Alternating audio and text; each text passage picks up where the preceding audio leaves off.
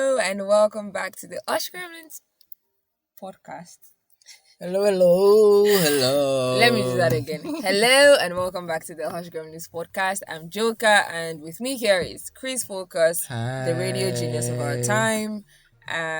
This is episode 7. Welcome to episode 7. Yes, you're welcome. Today we're talking about best practices in business management. We're supposed to share experiences as I think we're going to start a little bit with that.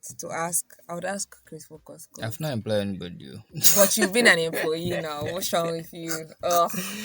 What's wrong with you? But just your experience as an employee, so far. What you think, are best practices, the things that you think are premium, what could be done more, what could be done less. You've had a stint in the financial industry. Yeah, Financial management. in You've media. also been in media. I think more of Broadcast your media. work is in broadcast media. Yep. yeah.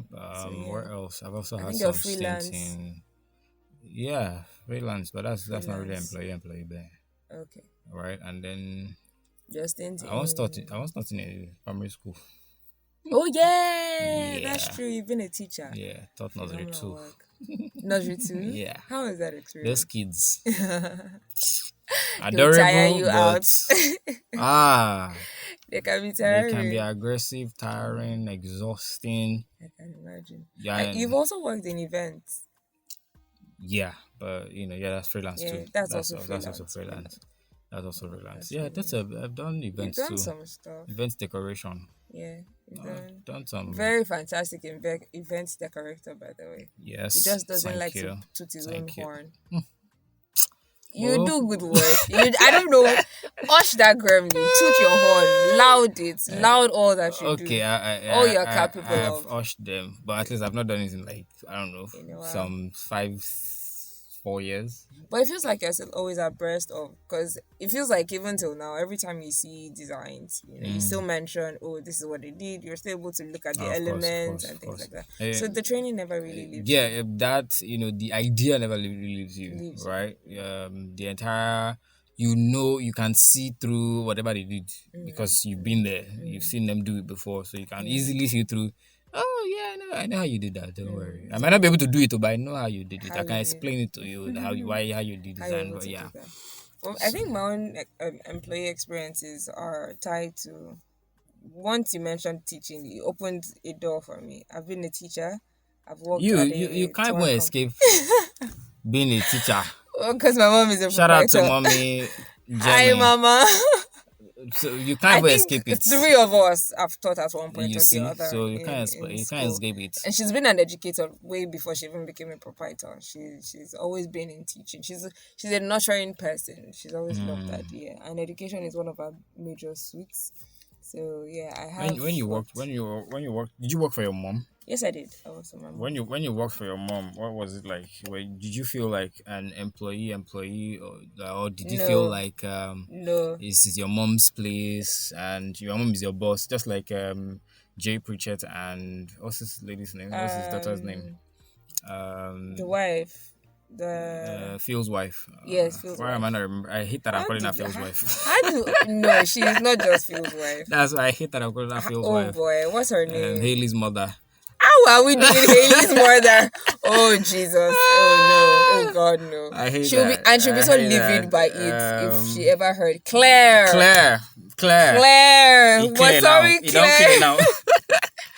We're sorry, Claire Dunphy, yeah. Yeah, Claire Dunphy. Yeah. Sort of like that. I think they have a unique one. They were able to transcend, but I think that's friction they had about spiraling from being just father-daughter to being employer-employee is there. Yeah. And I can say that I was present with my mom. We used to fight. I was the last person because I'm supposed to be really understanding, right? I Yeah. understand her finances. I know her daily. I know her like in total. So Of course now. if she's able to pay everybody else, and she can just a little bit dodge not paying me. Factual very Because you understand. Because And also, all the food you're eating at home. In the house. Please. African parents. Where do you think the money is coming from? African parents. My mom would not want to pull that card because we caught onto that card pretty early. Like, before I come work for you, know that this is not. If you were not going to pay me, let me know so I'll know the number of hours I'm dedicating to your work, and then I can dedicate to the rest of my, But we had that friction, but it was, of course, very refreshing. It was very rewarding for me. Yeah. The kids were very phenomenal, and then they'll tell you things. I could see myself being a teacher. It's just that I wanted, a larger scale, and I didn't want to just teach kids. Yeah. That was it for me. I think when I was working at the bank, when I was in the banking sector, and I remember one time when, because when you're done, you have to do the entire calculations, do the accounting and all of that for what you did that day. Make sure it tallies with what you've done the past week, and so you just go on like that. You compound it. So I remember that I used to do it manually on Excel because I didn't really know how to do all of the Excel operations and all of that. Excel is a powerful tool, by the way. Very just in case you didn't know yet, because I feel like everybody knows. You should know. Like, it's powerful. I'm learning that everybody doesn't know. So that everybody doesn't know that Excel is that like it's very like Excel is powerful. You need to see the way he's flexing his arms right now in the studio. Excel is very powerful. So I was doing it manually where I'll just enter stuff, try to add up, use calculator to add up. Like you're using Excel, you're still using calculator. Why? Jesus. Just highlight all your columns. My manager at the time saw that I was taking too much time and I should. Because I felt like, when you're coming from a place of this thing is just one formula and just do this. What's going on? It's different if you come to me with a result that is not right, but you're not even bringing the result yet. It's taking too much time. So she saw that, and then she was like, so she was saying, and at that point in time, I was a very self-absorbed person. I used to believe that, see, this is what I know. Let me just leave me alone here. Let me just do what I know and go or like that. And then she saw that and she was like, why am I doing it this way? That she needs to show me another way to do it. And I remember saying to her that, don't worry, Mara, this is the one I know. I'm very fast with this one. How stupid. Wow. She must have looked at you. No, she didn't. She didn't even look at me anyhow. She didn't even... She didn't even look at me some type of way. She says what she feels to you. She doesn't look at... That's my manager. Shout out to my manager back then. She says... She looked at me. When I said that, she was like, leave the place and come and learn something. I'll stand up and come and learn this thing. And truly, when she sat down, and it was just like 2 or 3 things that you need to do, and voila, I got the entire result that I needed to get. And I remember being astonished and wowed, but I don't know how to emote. I don't show emotions. I don't express. I don't know how to. Let me not say I don't. I don't know how to yet. That's another thing to say. HushGremlins yet. Okay. So I remember her looking at me like, have you seen it now? Because she's Yoruba too. It's like, Shoti, and that was it. And from then on, it was just like that. And one thing I want to pull out of that is that entire exchange between my manager. She's the manager. I was just an intern. And we had that. I could actually tell her that, no, ma, don't worry, I'll do this. Like, there are bosses you can't tell that to. You won't even try to. Once they say it, you have to sit down and learn it. But the fact that I could still say, no, ma, I'll do the one I know, I'm fast with this one.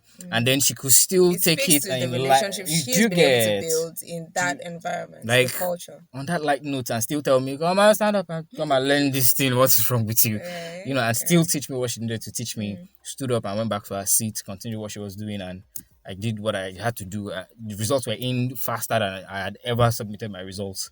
Right? I can imagine that. So that's one of my employee experience that I had, that I remember that I had to share. I was going to say, but before I say that, another place I had worked by was a tour company. So I'd worked for a tour company as well for a couple of months. Then I also did some stints in consulting, like working with people in consulting, because I knew I wanted to build a consulting business. Consultants. So I really, you sound like those people that used to say, Donkey. But yeah, I had, several stints, worked with them. Yeah. A lot of it was unpaid, because I knew that it was something I needed to learn. And I still feel like I'm still looking for such opportunities where I can commit certain, parts of my week, hours of my day to work with them, to be able to build capacity and ability in certain areas. But I was going to say that we did not mention our internship experiences, so students IT and things like that. That So one we had was quite the experience. We had quite the experience with IT. For me was DPR Ibadan, and I think you mentioned it was DPR Lagos. No, it was DPR Akure for a month. DPR Akure, okay. I got tired and said nope, and then went to NAPIMS NNPC in Lagos. It feels like we should have known each other then. Maybe you'd have given me leg. I'd have left DPR Ibadan and just entered NAPIMS Lagos. But upon graduation as well, youth service. Yeah. So I was in IIT Ibadan. That was my second teaching experience, youth service. Oh yeah. But I taught for I think I taught for. Was it 3 or 4 months? Did he get to 4 months? I think it was about a month or two before I left. There was holiday. There was a gap, so there was no holiday. teaching for me. So it was after holidays that I had to come resume. So when I done, that was I think 3 months into. When I should have started work at PPA, and then I started work and I knew I'm not gonna do this. I have to. So yeah, I stopped that. And then you worked for government. Yeah, I worked for government. That was another local government moment secretariat. to work for government. Yeah, it was that, which was fun. I think I actually am looking forward to a time. I'd mentioned several times that one of the places I look forward to working, apart from the United Nations and all such other institutions and this is not we're not plugging ourselves, but we are also saying plugging myself that we are plugging out. Global organizations. It's not like we are plugging, but we are plugging at the same time. Plugging. So shamelessly plugging. You should not just be like, "Wait, do you get?" Apart from the UN and places like that, global organizations who do phenomenal work all across countries all over the world, I want to work with the Ministry of Labor and Productivity. I want to see how I can contribute my knowledge, skills, and abilities to that scale of employees across Nigeria, and see how we can help people enjoy work, so that they're able to deliver better results, deliver faster results, more efficient results, so to say, and deliver better parts of themselves. So even if you're working 5, 6, 7, 8, if you're working less than 6 hours per day, you're still delivering value that is worth the taxpayers' money. So I'm really looking forward to that, and I'm still very, very passionate and really looking forward to having that experience. I'm putting it out there, for the University to absorb. I'm going to work in the Ministry of Labor and Productivity and contribute huge. One question is the Ministry of Labor and Productivity laborious and productive? What do you mean? That's why I'm going to be there. Those are the problems I'm going to. Whatever problems they have, I'm coming there to solve. Man, those intricate culture. Those are systemic problems. Yeah, they may be. We are talking about Nigeria, by the way. Nigeria, yeah, they may be, but I feel like it's one of the things, which is what we're talking about. When it comes to best business practices, right? One of the resources that we're looking at is by ANDREEW on Twitter, and it was talking about the best business practices and strategies aren't always from tech, consulting, or banking, which is a lot of what we have mentioned here today. We don't even talk about the tech yet, but consulting and banking. Consulting and banking, and it makes mention of a particular Danny Meyer, who is a legendary restaurateur in New York City. Talks about all of the stuff he does, and then he talks about how he identifies top talent, believing that for a company to grow and remain consistently successful is to have great people. Which we also see in the last episode we mentioned about Good to Great by Jim Collins, the book by Jim Collins. It was also a focus on great people. I remember a book also by Dr. Abi Bolamito. He commits almost an entire chapter talking about the kind of resources and dedication you have to put towards, it's an investment to put towards recruiting, the entire recruitment process. It's not just, there's a cost of recruitment. It's not just how much salary are you going to pay, or it's not just advertising and putting out there that you want this.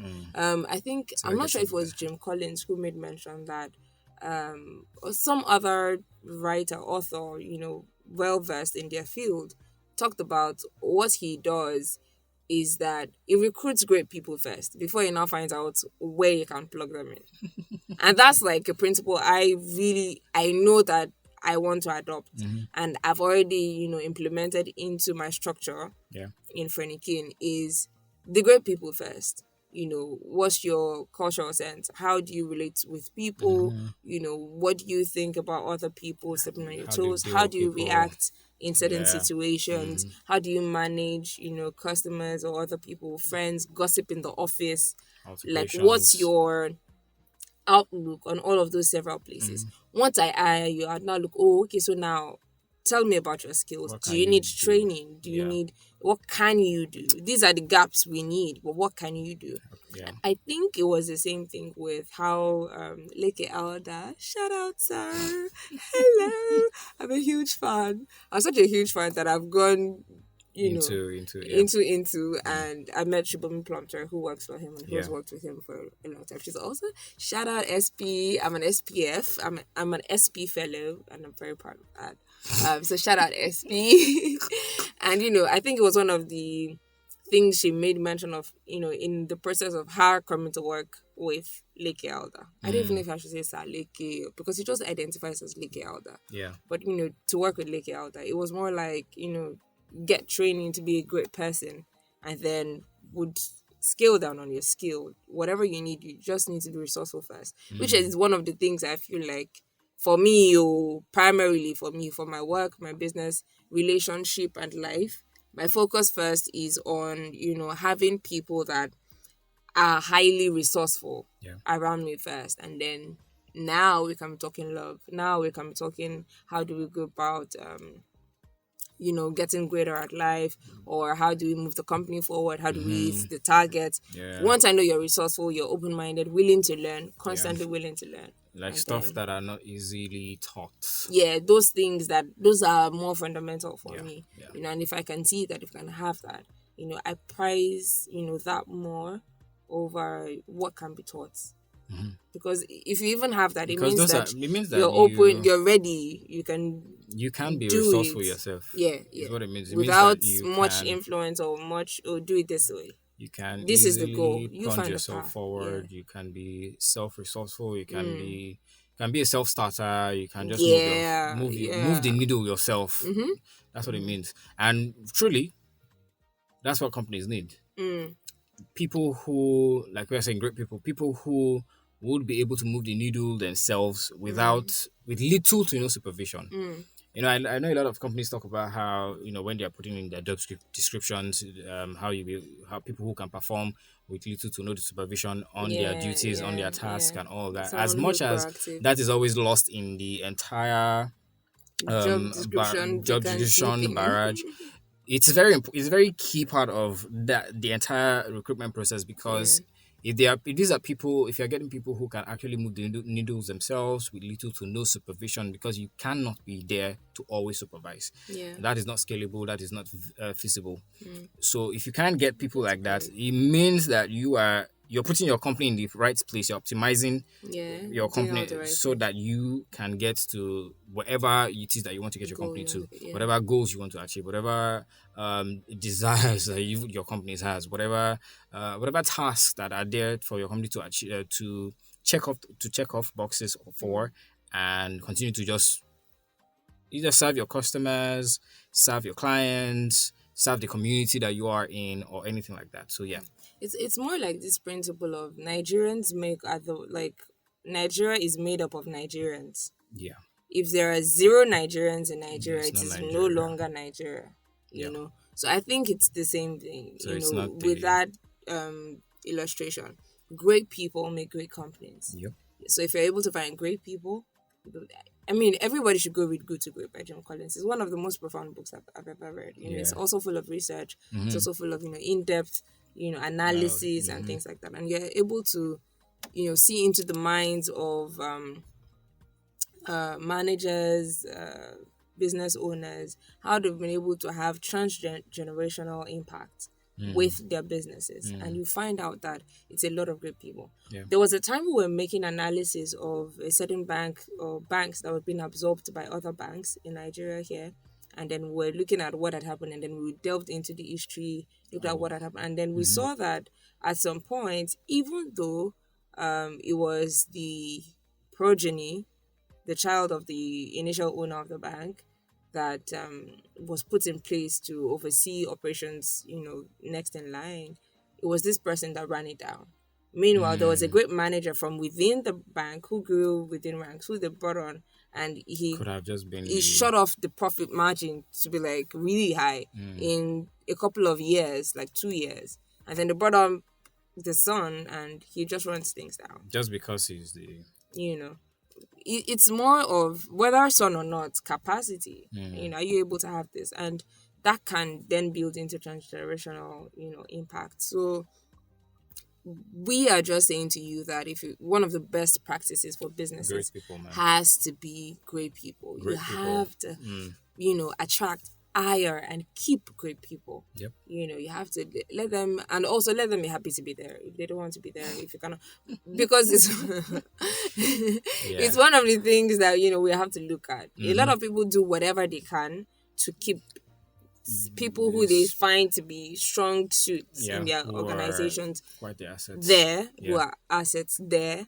But also, if they feel like it's time to go, because it could just become that graph that just goes down once they've reached the optimal point, and then they just come down if they say they no longer want to, if they're no longer interested in being there for whatever reason. So attract, hire, and keep great people, but ensure that they're happy to be there as well.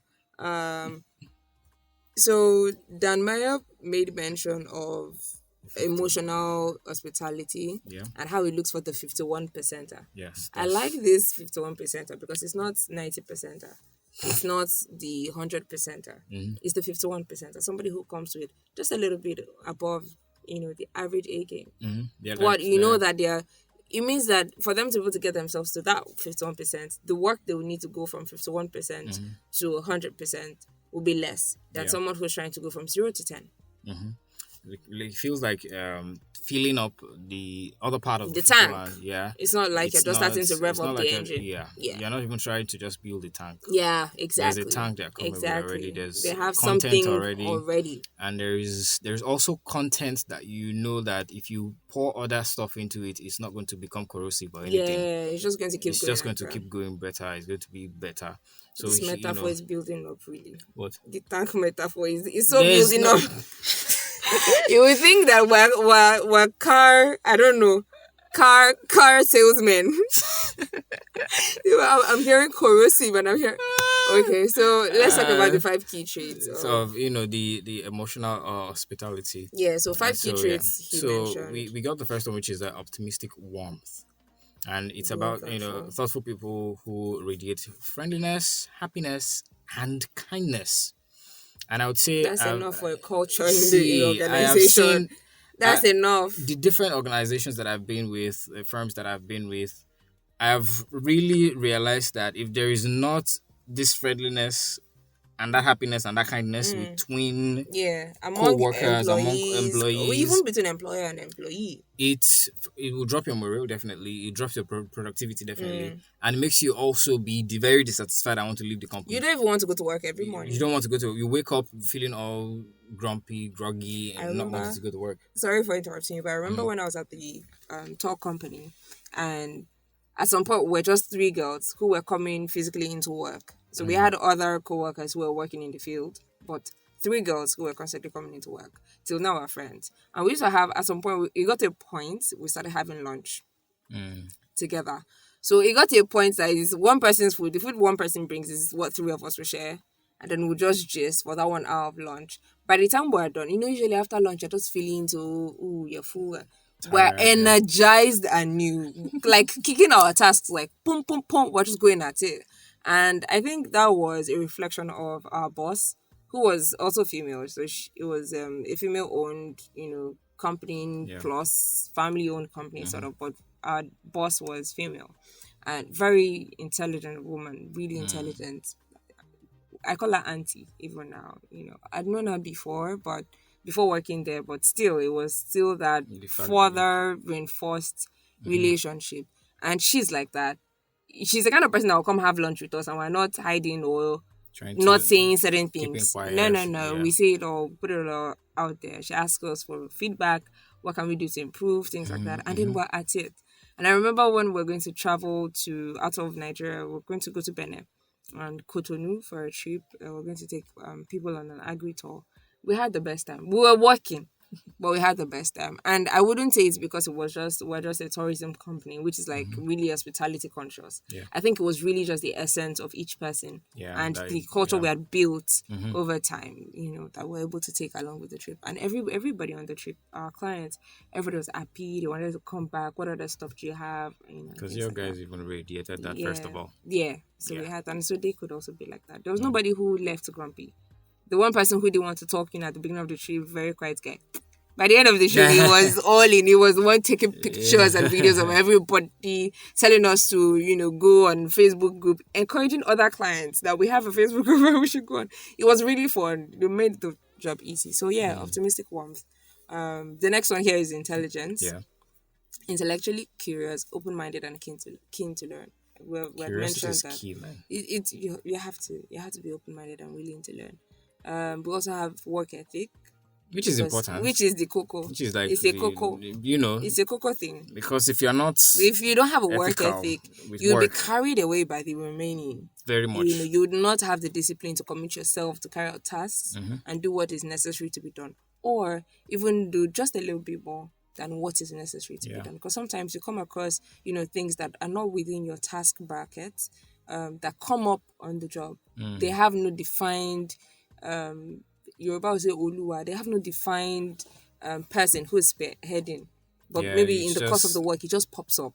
And it has to be done. It's work ethic that tells you have to be accountable, be reliable enough to know that you have that discipline to strive for cover excellence. It up. Yeah, I think I was talking to a friend who was saying that it gives him joy a whole lot of time when he randomly mentions something that is going on, maybe a challenge that pops up or a problem that pops up, and one of his employees just says, "Don't worry, boss, I got this."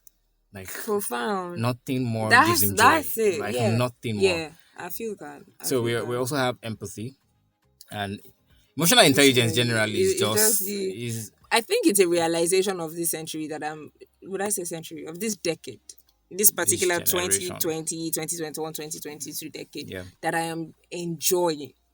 I am empathy, enjoying that we have that empathy. We're able to see, and have that public education. That like a whole lot more people are on getting on this train, getting on this bandwagon, starting to understand what empathy is. It's no longer an alien word to a lot of people as it used to be, and people are trying to get deep into it and understand what it is, awareness, and genuinely caring for other people, stepping into their shoes. It's just not just that it's being aware of, being sensitive to, and caring about how your own behavior affects other people. Very key. Very key. Very profound. And then we also have self-awareness and integrity. Okay. It says having a pulse of your emotions. I like this. Like, check it. What are you feeling? What are you feeling now? You're right. And what you're feeling, how does it affect what you're doing? And how you're going about it. And then final thing is the integrity to stay grounded. So despite what you're aware of, which is like self-awareness and integrity, but despite what you're feeling, despite how it's affecting you, your integrity is saying you're staying true to the value of the person that you are. And so these are the actions that, despite these feelings, these are the actions I must carry out. I must take. So this is profound. It's really nice. Yeah, so the 51%ers. The 51%. You'll definitely find the link to this Twitter thread on. There is somewhere in the description. We'll put it there, and you'll definitely be able to check it out yourself. And then I think we have Danny Mayer's. It's actually a book called "Setting the Table." Yeah. So you can also find that on Amazon. And we'll find those links and share with you. We also have about 2 other resources that we think you should check out. One is by the University of St. Mary. It's an MBA resource. Yeah, it's an MBA resource talking about just best practices in business management. Yeah. I'm trying to see if there's a date to it, but we don't know when it was published. but we believe it was published timeless. in. They are actually. They are. We Yeah. also have another one by RingCentral blog. Yeah. Talking is for small business productivity, but it cuts across really, and theirs is even more comprehensive because it goes from sales best practices, customer service, finance, administration, marketing. You can find all of that you need, yes, for a business. So we're just going to share that with you in the description. We hope you're able to share us send us your love letters. We love to read them. We love to hear what you're thinking, what you're saying, how this helps you shut the gremlins down for your business. I think another thing I'm going to say is maybe it's for a spillover from our last episode is that don't think that there are no good employees out there. Trust and believe that we have good employees. There are good people out there. There are great people, phenomenal strangers you are people. going to meet, yes, they have it in them. They have it in them, and they're good people. I mean, for you to be this good a person, best believe that other good people. You're not alone. You're not alone, and then there are other good people out there just waiting to have somewhere they can also commit to work and bring their essence to. Just give them room, and they'll fly. So we hope this has been helpful for you. So thank you for joining us today. We'll be seeing you in the next episode. Like we say, social media too will be out there chatting with you. A buzz, tweeting and retweeting and commenting and sharing. Whatever it is you have to say, we're here to listen to you. Don't forget, you can send us emails as well. All of it will be in the description below. Thank you very much for joining us. Thank you so much. We'll see you in the next episode. It's JOKA and ChrisFocus signing out saying, say bye now. Bye. Toodles.